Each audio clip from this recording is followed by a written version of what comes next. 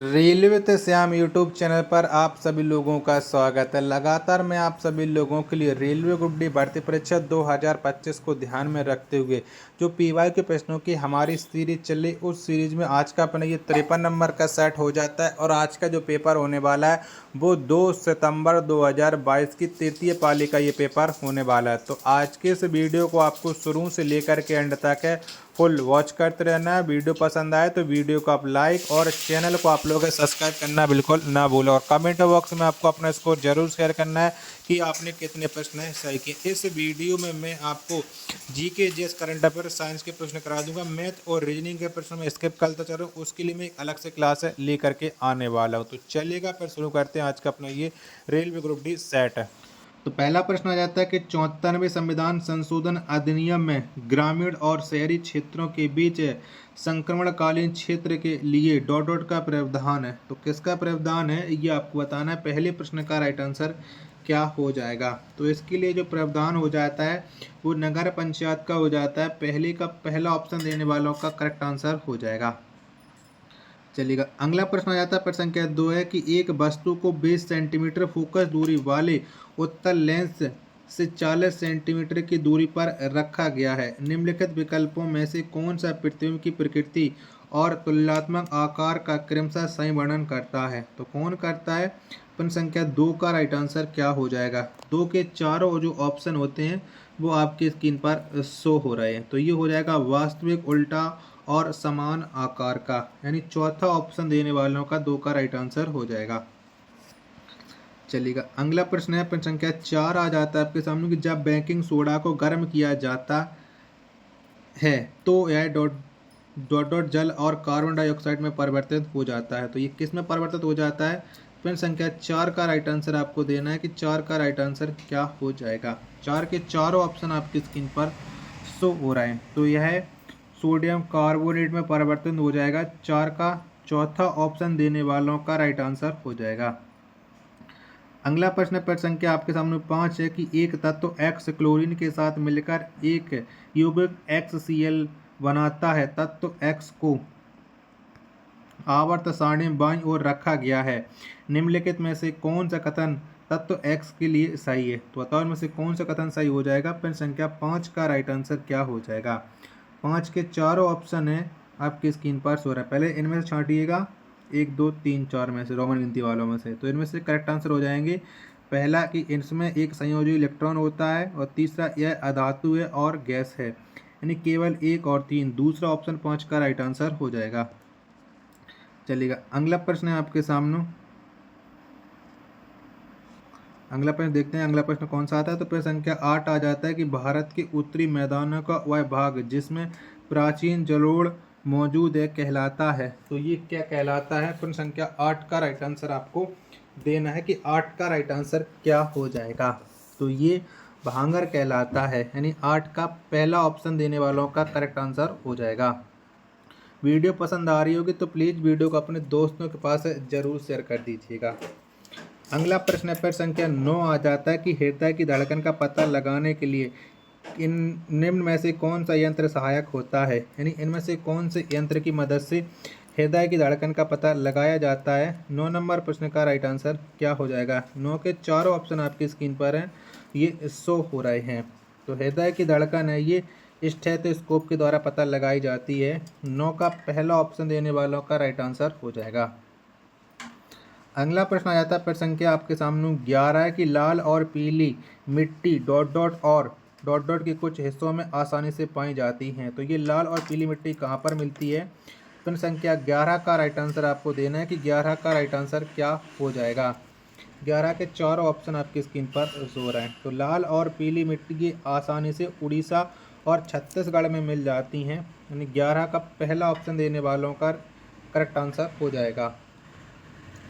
चलिएगा, अगला प्रश्न है आपके सामने। प्रश्न संख्या 12 आ जाता है कि वह प्राकृतिक संसाधन कौन सा है जिससे पेट्रोल और डीजल प्राप्त किया जाता है? तो बताओ पेट्रोल और डीजल को हम किससे प्राप्त करते हैं? 12 नंबर प्रश्न का राइट आंसर क्या हो जाएगा?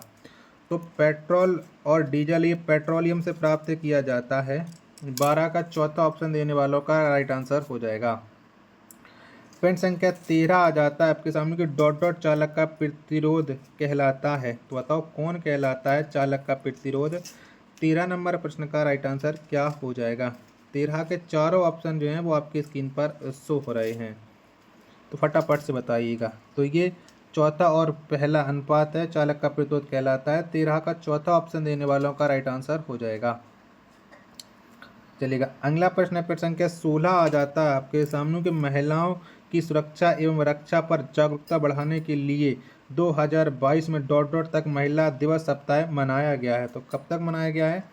तो 16 नंबर प्रश्न का राइट आंसर क्या हो जाएगा। 16 के चारों ऑप्शन आपकी स्क्रीन पर शो हो रहे हैं। तो ये 1 से लेकर के 8 मार्च तक मनाया गया है, यानी 16 का तीसरा ऑप्शन देने वालों का राइट आंसर हो जाएगा। 17 नंबर का प्रश्न आ जाता है आपके सामने कि निम्न में से किस स्थिति में कुंडली में कोई विभवांतर प्रेरित नहीं होगा। तो कौन सी स्थिति में नहीं होगा। 17 का आंसर आपको देना है कि 17 नंबर प्रश्न का राइट आंसर क्या हो जाएगा। चलिएगा, फटाफट से बताइएगा 17 का राइट आंसर। तो ए बी सी डी में इसमें से देख लीजिएगा कौन सही हो जाएगा। तो इसमें सही हो जाएगा कुंडली और क्षण चुंबक दोनों के समान चाल से समान दिशा में गतिमान होने पर, यानी सी वाला सही। तो दूसरा ऑप्शन करेक्ट आंसर हो जाएगा प्रश्न संख्या 17 का। चलिएगा, अगला प्रश्न देखते हैं कि अगला प्रश्न कौन सा आता है। चलिएगा, फटाफट से अगला प्रश्न आ जाता है आपके सामने। प्रश्न संख्या 21 है कि 18 दिसंबर 2021 को पश्चिमी भारत के निम्नलिखित में से किस जिले में 1.1 डिग्री सेल्सियस तापमान दर्ज किया गया। तो ये कहाँ पर दर्ज किया गया था। 1.1 डिग्री सेल्सियस है तापमान। 21 नंबर प्रश्न का राइट आंसर क्या हो जाएगा। तो ये तापमान है जो दर्ज किया गया था वो चुरू में किया गया था, यानी 21 का तीसरा ऑप्शन देने वालों का राइट आंसर हो जाएगा। चलिएगा, अगला प्रश्न आ जाता है प्रश्न संख्या 22 है कि निम्नलिखित में से कौन सा मुख्य अक्ष के समांतर आपतित प्रकाश किरण की लेंस के माध्यम से अपवर्तन के बाद के सही मार्ग को ढंग से निरूपित करता है। तो कौन सा आरेख करता है ये आपको बताना है। प्रश्न संख्या 22 का राइट आंसर क्या हो जाएगा। 22 के आप चारों ऑप्शन देख लीजिएगा और इन्हीं में से आप लोग इस प्रश्न का राइट आंसर डिसाइड कर सकते हो। चलेगा, तो बताओ इनमें से 22 का राइट आंसर क्या हो जाएगा। तो ये करेगा दूसरे नंबर वाला सही निरूपित, दूसरा ऑप्शन देने वालों का राइट आंसर हो जाएगा। चलेगा, अगला प्रश्न आ जाता है आपके सामने प्रश्न संख्या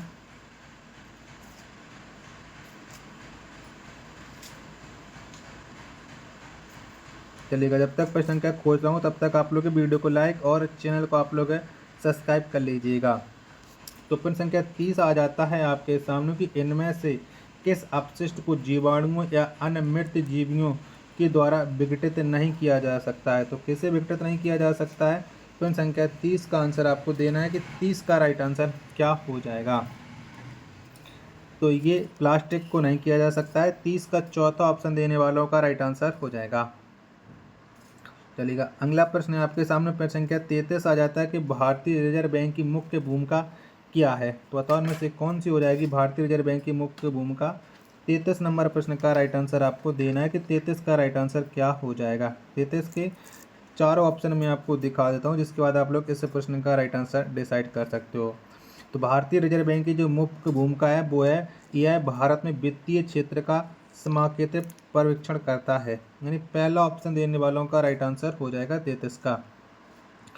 34 नंबर का प्रश्न है कि निम्नलिखित में से कौन सी स्वदेश में विकसित स्वचालित ट्रेन सुरक्षा प्रणाली है जिसका परीक्षण भारत में मार्च 2022 में किया गया। तो किसका परीक्षण किया गया था मार्च 2022 में। प्रश्न संख्या 34 का राइट आंसर आपको बताना है। 34 के चारों ऑप्शन आपकी स्क्रीन पर शो हो रहे हैं। तो 34 का जितने भी लोग बता रहे हैं कवच पहला ऑप्शन देने वालों का राइट आंसर हो जाएगा।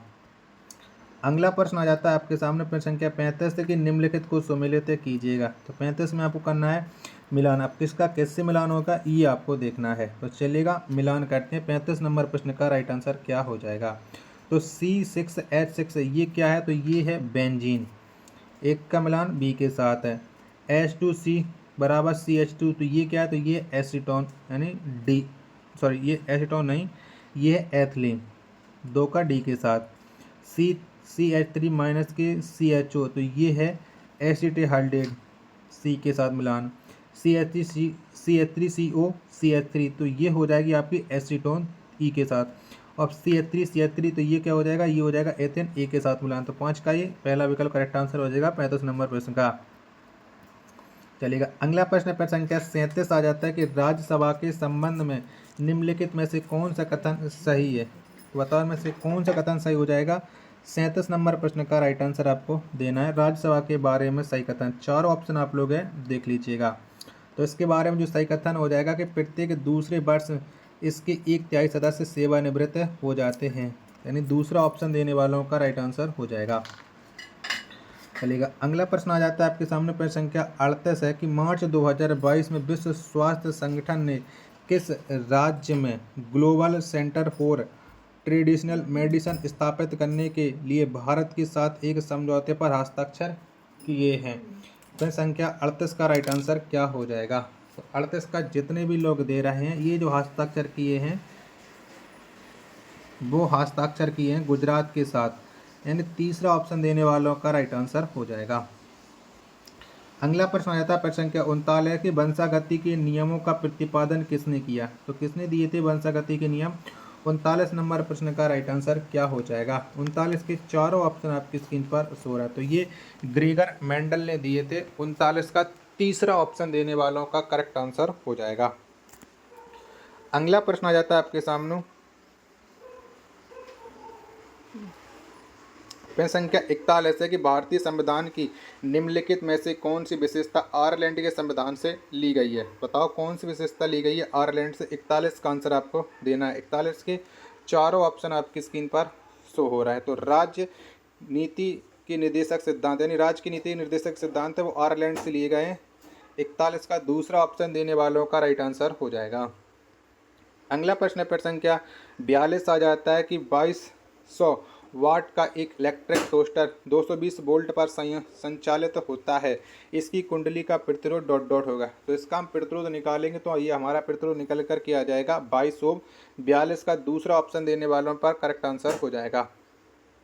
प्रश्न संख्या 43 आ जाता है कि एडीपी को एटीपी अणुओं में भंडारित और स्थानांतरित करने की प्रक्रिया में निम्नलिखित में से कौन सा खनिज महत्वपूर्ण भूमिका निभाता है। तो कौन सा खनिज निभाता है।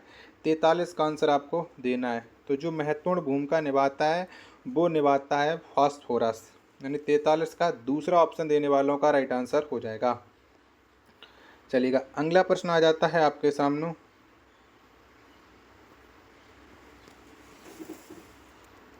अगला प्रश्न देखते हैं अगला प्रश्न कौन सा आ जाएगा।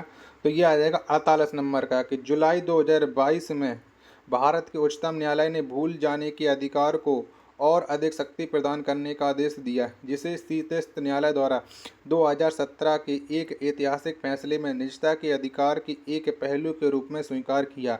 यह नया आदेश किससे संबंधित है। तो बताओ इस नया आदेश का संबंध किससे हो जाएगा।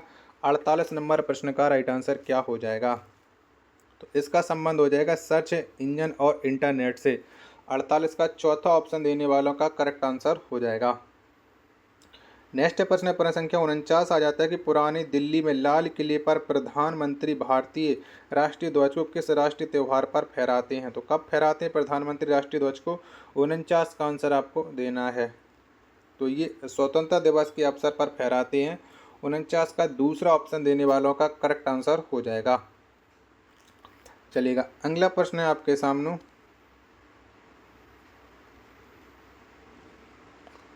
देखते हैं अगला प्रश्न कौन सा आ जाता है। जब तक आप लोग वीडियो को लाइक और चैनल को आप लोग सब्सक्राइब करना बिल्कुल ना भूलें। तो ये 55 नंबर का प्रश्न है कि नई कार्तिकीय चिन्ह परिपाटी का पालन करते हुए किसी उत्तल दर्पण का वक्ता केंद्र +18 सेंटीमीटर पर स्थित है, इसका फोकस डॉट डॉट पर स्थित होगा। तो इसका फोकस दूरी कहाँ पर होगी। 55 नंबर प्रश्न का राइट आंसर आपको बताना है। तो चलिएगा इसके ऑप्शन के अकॉर्डिंग मैं आपको इसका राइट आंसर बता देता हूँ, क्योंकि आपको इस प्रश्न को करना पड़ेगा सॉल्व। तो ये हो जाएगा 9 सेंटीमीटर पर। 55 का दूसरा ऑप्शन देने वालों का करेक्ट आंसर हो जाएगा। नेक्स्ट प्रश्न है आपके सामने,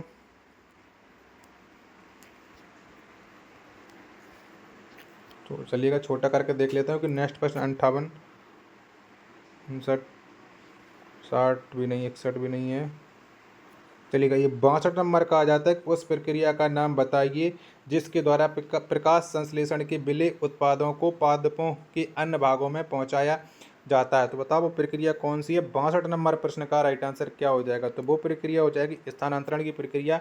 62 का पहला ऑप्शन देने वालों का राइट आंसर हो जाएगा।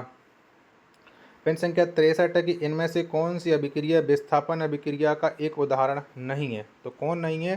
63 का आंसर आपको देना है। 63 के चारों ऑप्शन आपकी स्क्रीन पर शो रहे हैं। तो ये जो विस्थापन अभिक्रिया का उदाहरण नहीं हो जाएगी वो हो जाएगी दूसरी वाली।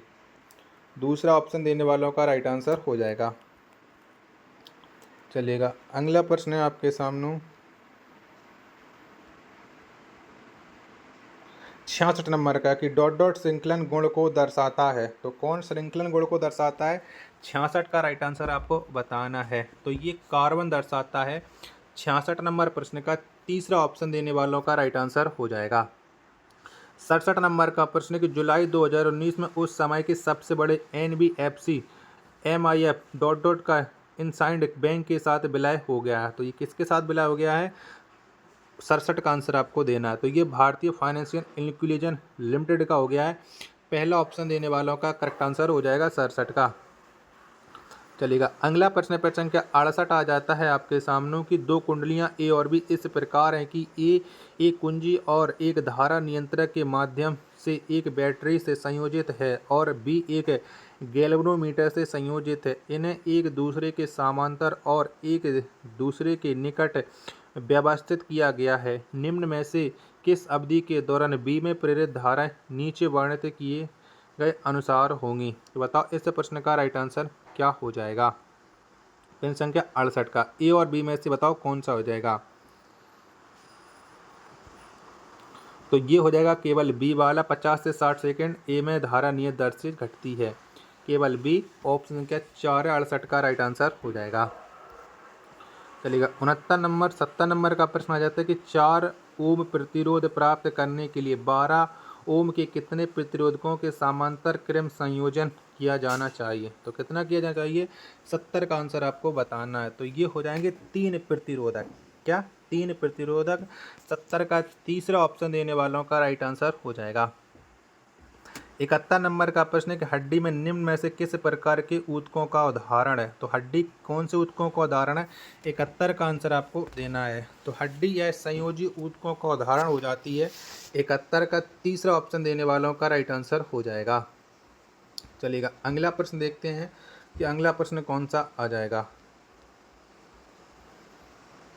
चलिए, अगला प्रश्न प्रश्न संख्या 75 MnO2 प्लस 4HnCl से बनेगा MnCl2 plus 2H2O plus Cl2 अभिक्रिया में क्या होता है। तो बताओ इस अभिक्रिया में क्या होता है। 75 का राइट आंसर क्या हो जाएगा। 75 के चारों ऑप्शन आपकी स्क्रीन पर शो रहे हैं। तो इस अभिक्रिया में NO2 का MnCl2 में अपचयन होता है। पहला ऑप्शन देने वालों का राइट आंसर हो जाएगा। 76 नंबर का प्रश्न आ जाता है कि भारत में जून डॉट डॉट में पेट्रोल की कीमतों को मुक्त और निर्विनियमित किया गया। तो बताओ कब किया गया है। 76 का राइट आंसर क्या हो जाएगा। तो ये किया गया है 2010 में। 76 का पहला ऑप्शन देने वालों का राइट आंसर हो जाएगा। चलिएगा, अगला प्रश्न है आपके सामने प्रश्न संख्या 80 है कि निम्नलिखित में से कौन सा कण संतान द्वारा किसी लवण की वंशानुगति को नियंत्रित करता है। तो कौन सा कण करता है। 80 का आंसर आपको बताना कि 80 का राइट आंसर क्या हो जाएगा। 80 के चारों ऑप्शन आपकी स्क्रीन पर शो रहे हैं। तो ये पैतृ और मातृ DNA करता है। 80 का दूसरा ऑप्शन देने वालों का राइट आंसर हो जाएगा। चलिएगा, अगला प्रश्न कौन सा आ जाता है। अगला प्रश्न प्रश्न संख्या 82 कि निम्न में से कौन सा क्षार नहीं है। तो बताओ इनमें से कौन सा क्षार नहीं है। 82 का राइट आंसर क्या हो जाएगा। तो CuOH का होल्टिया यह क्षार नहीं है। 82 का दूसरा ऑप्शन देने वालों का राइट आंसर हो जाएगा। चलिएगा, अगला प्रश्न है आपके सामने प्रश्न संख्या 87 कि एक प्रकाश किरण किसी अवतल दर्पण पर बिंदु M पर आपतित होती है। किरण बिंदु M को वक्ता केंद्र से मिलाने वाली रेखा के साथ 10 डिग्री का कोण बनाती है। किरण डॉट डॉट के कोण पर परावर्तित होगी। तो किरण कितने के कोण पर परावर्तित होगी। 87 का आंसर आपको देना है। तो ये 10 डिग्री के कोण पर परावर्तित होगी। पहला ऑप्शन देने वालों का राइट आंसर हो जाएगा।